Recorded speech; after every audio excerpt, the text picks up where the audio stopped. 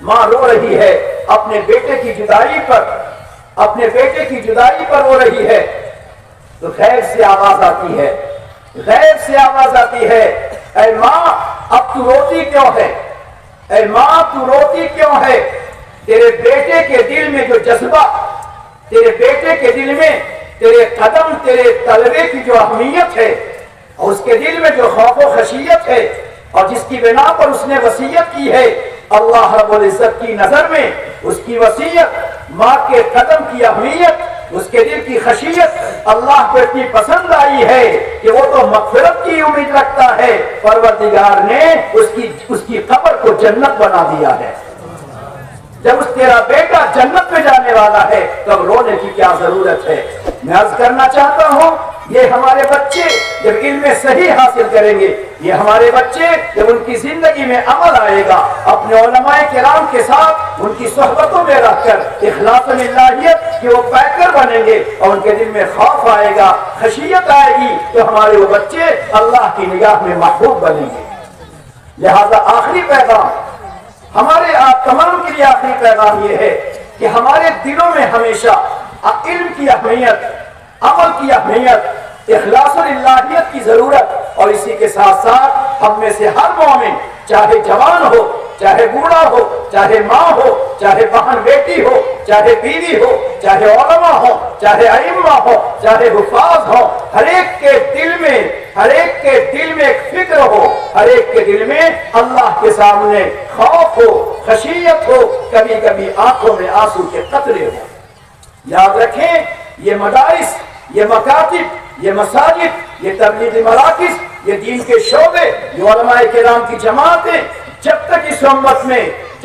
امت میں اللہ کے سامنے علم و عمل کے ساتھ، اخلاص و الہیت کے ساتھ آنکھوں میں آنسو باقی رہیں گے، آنکھوں میں آنسو کے قطرے رہیں گے، اس وقت تک کبھی بھی یہ جماعت ختم نہیں ہو سکتی ہے۔ اس وقت تک ہمارے مدارس اور مکاتب چلتے رہیں گے جب تک کہ ہمارے مدرسوں میں رونے والے رہیں، ہمارے مکتب میں رونے والے رہیں، ہماری مسجدوں میں رونے والے رہیں، ہماری ماؤں کے آنکھوں میں مصلے پر بیٹھے تو ان کی آنکھوں میں کبھی آنسو آ جائے، ہم میں جو بڑے بوڑھے ہیں کبھی ان کے آنکھوں میں آنسو کے قطرے آ جائیں، جب تک یہ آنسو کے قطرے رہیں گے گناہ پہ گناہ مٹتا جائے گا، آفتیں ٹلتی جائیں گی، مصیبتیں ہٹتی جائیں گی، اللہ کی رحمت برستی رہے گی۔ نظام الدین طوسی رحمت اللہ علیہ مصر کے اندر انہوں نے اپنے پیسے سے مدرسہ قائم کیا، اپنا سارا سرمایہ لگا دیا، اور دور دراز سے بچوں کو بلاتے، اپنے مدرسے میں رکھ کر ان کو تعلیم کا انتظام کرتے، پورا پیسہ خود خرچ کرتے، لیکن کبھی اس بات پہ نظر نہیں تھی کہ میں نے اپنا پیسہ لگایا۔ تعلیم کا سلسلہ جاری ہو گیا۔ ایک دفعہ انہوں نے اپنے شہر کے علماء کو بلایا، اور بلانے کے بعد یہ کہا کہ میرا آخری وقت ہے، میں دنیا سے جا رہا ہوں۔ وہ شہر کے قاضی تھے، وہ شہر کے جج تھے۔ انہوں نے کہا کہ خدا کی بارگاہ میں مجھ سے اگر اللہ نے پوچھ لیا، اے نظام الدین تم نے کیا کیا ہے، کیا لے کر آئے ہو؟ میں نے زندگی دی، جوانی دی، صحت دی، دولت دی، تم دنیا میں کیا لے کر آئے ہو؟ تو میرے پاس کوئی ایسا عمل نہیں ہے کہ میں خدا کو بتا سکوں کہ میرے اللہ میں فلاں عمل لے کر آیا ہوں۔ پھر اس کے بعد اس نے علماء سے کہا کہ آپ علماء ہیں، آپ کی شان اللہ کی بارگاہ میں بہت ہے، آپ کا مرتبہ اللہ کی بارگاہ میں بہت زیادہ ہے، لہذا آپ تمام کے تمام ایک کاغذ پر لکھ کر دے دیں کہ نظام الدین طوسی پوری زندگی قاضی رہا، اور قاضی رہنے اور جج رہنے کی حالت میں کبھی اس نے ناانصافی نہیں کی، کبھی کسی پر ظلم نہیں کیا، غلط فیصلہ نہیں کیا۔ آپ حضرات یہ لکھ کر دے دیں تاکہ خدا کے یہاں مجھ سے اگر سوال ہو جائے کہ اے نظام الدین کیا لے کر آئے، تو میں خدا سے کہہ سکوں کہ میرے پروردگار میرے پاس تو کچھ نہیں، مگر میرے شہر کے سارے یہ علماء، میرے شہر میرے علاقے کے علماء، انہوں نے شہادت دی ہے، انہوں نے لکھ کر دیا ہے کہ تو ایک عدل و انصاف والا قاضی تھا، اور میں نے سنا کہ جو عدل و انصاف والا قاضی ہوتا ہے آپ اسے مغفرت عطا کرتے ہیں تو میں آپ لوگوں کی شہادت والا کاغذ اللہ کی بارگاہ میں پیش کر سکتا تھا۔ علماء کرام نے کہا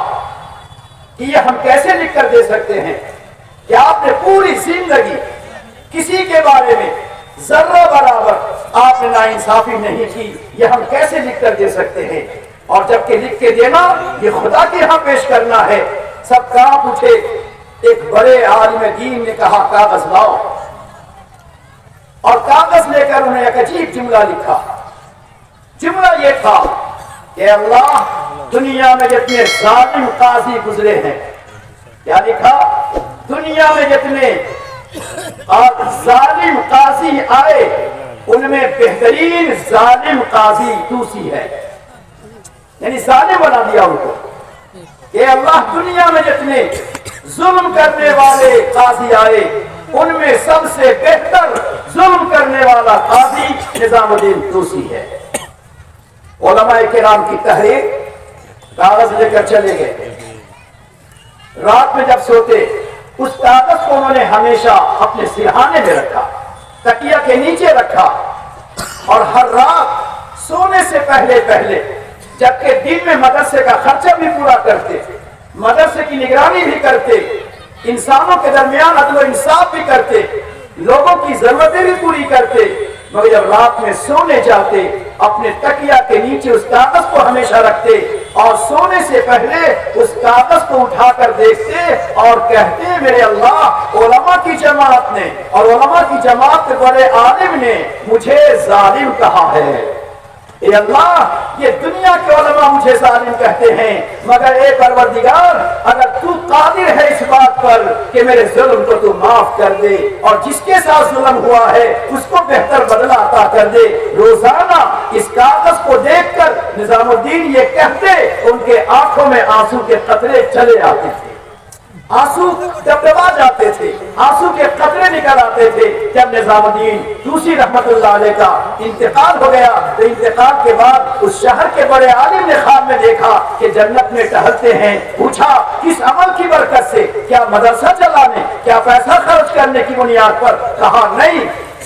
اللہ رب العزت نے کہا اے نظام الدین تیرے بہت سارے عمل مجھے پسند ہے، مدرسے کا چلانا پسند ہے، خرچ کرنا پسند ہے، یتیموں غریبوں مسکینوں پہ خرچ کرنا تیرا پسند ہے، مگر رات کے اندھیرے میں اس کاغذ کو نکال کر تو دیکھتا اور دیکھ کر تیرے آنکھوں میں آنسو آ جاتے تھے، اسی آنسو کی بنا پر میں نے تیری مغفرت کر دی ہے۔ اے میرے ساتھیوں وہ پاک پروردگار کتنا کریم ہے، کتنا رحیم ہے، اتنا بڑا انسان اس کی مغفرت ہوتی ہے۔ آنسوؤں کے قطرے پر آج ضرورت ہے ہم اپنے علماء سے تعلق رکھیں، آج ضرورت ہے اپنے علماء اپنے صالحین کی صحبتوں میں رہیں اور اپنے دل کی زمین کو نرم کریں، دلوں میں رقت کو لائیں، نرمی کو لائیں، خشیت کو لائیں، خوف کو لائیں، تاکہ دین کا کام ہوتا بھی رہے اور اس کے ساتھ ساتھ خدا کے سامنے خوف کے ساتھ آنسو بہتے بھی رہیں۔ اللہ تعالیٰ ہمیں آپ کو ان باتوں پر عمل کرنے کی توفیق عطا فرمائے۔